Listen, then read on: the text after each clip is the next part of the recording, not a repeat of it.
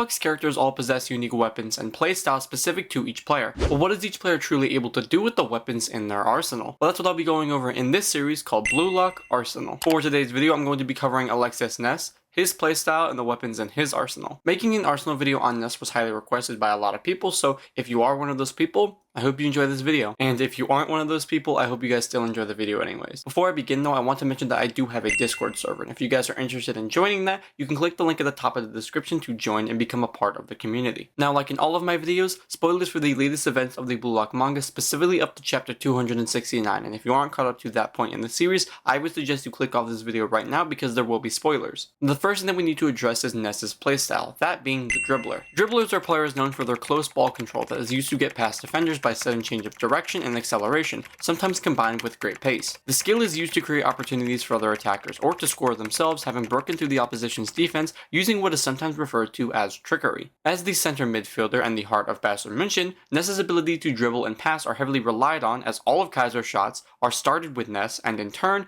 every Bayern München play. Now, despite his archetype being the dribbler, we actually haven't seen Ness dribble as much as you may think. There's maybe 4 or 5 cases since Ness's introduction that we've actually seen him dribble, but when referring to Ness's dribbling style, it's actually pretty unique. While similar to Bachida's elastic dribbling, Ness's specialized dribbling style relies heavily on his flexible ankles. Because he has such supreme control over his ankles, he's able to maintain possession of the ball while making quick, sharp turns that trick his opponents. But now that we've addressed his playstyle, let's take a look at some of his core weapons. Ness's main weapon, as we just mentioned, is his flexible dribbling, first revealed in chapter 162 of the manga. Ness's dribbling style is a mix of his hyper-rational technique and his flexible ankles. He uses his flexibility to easily feint the ball or switch directions away from the opponent in order to perform smooth and efficient plays with no wasted movements. Isagi was able to identify that through the use of his dribbling, Ness is able to easily break past lone defenders while maintaining a perfect distance for when a pass is needed. Another benefit to his flexible ankles is that he's easily able to snatch balls out of the air, as seen with him stealing possession from Bachida after his rainbow flick. His next core weapon is called key passing, first shown in chapter 159 of the manga. Now, along with his dribbling, Ness is also a very efficient passer. As the key passer for the team, his passes are always accurate and efficient,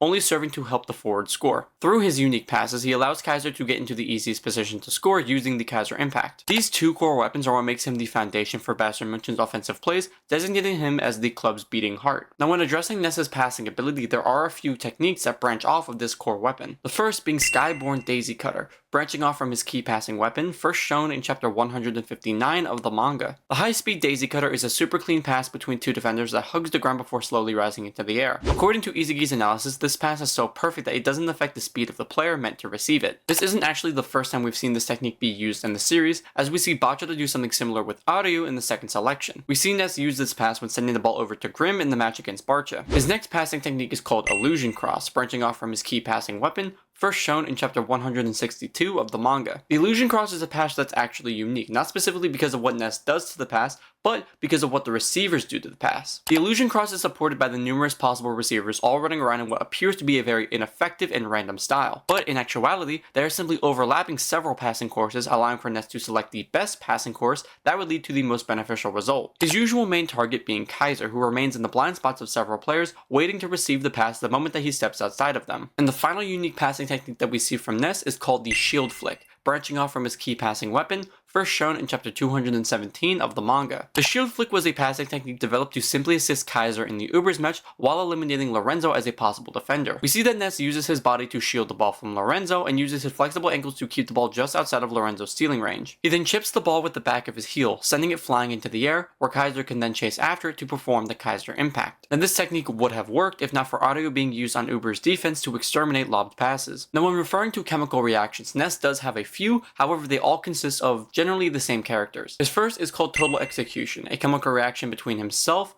Kaiser, and the rest of Bayern München, first shown in chapter 162 of the manga. Total Execution is the traditional style of play that Bayern München performed prior to BLUELOCK taking over. This chemical reaction was attempted in chapter 159 with the inclusion of Kunigami, however it resulted in failure due to Kunigami's refusal to pass to Kaiser. This chemical reaction was attempted again and was successful in chapter 162, which resulted in Kaiser scoring. His next confirmed chemical reaction is called Tri-Raid, a chemical reaction between Ness, Kaiser, and Grimm, first shown in chapter 174 of the manga. While this chemical reaction is very similar to total execution, this variation simply has less people participating as the Blue Lock members began to take over Bastard München. This resulted in the plays becoming less efficient, simply because Blue Lock's faction, spearheaded by Isagi, was attempting to intervene to make plays for themselves. And the final confirmed chemical reaction shown in the series is called Magician's Raid, a chemical reaction of Kaiser and Ness, first shown in chapter 259 of the manga. Due to the lack of support, Ness and Kaiser both become more desperate, stealing passes in a similar way to Isagi in the Barca match. The issue with this chemical reaction is that due to their limiting numbers, they are easily overwhelmed and have difficulties pulling off the more advanced plays, such as the Magnus shot. As opposed to his shot thanks to Kiora, Kaiser was unable to score using the Magnus shot off of Ness's pass due to the pressure placed upon him by the other defenders. And with that, those are all of the weapons, abilities, and chemical reactions within Alexis Ness's playstyle as of right now in the story. Given the development that he and Kaiser are both going through in this match, it's likely that he's going to develop a new weapon or new style of pass,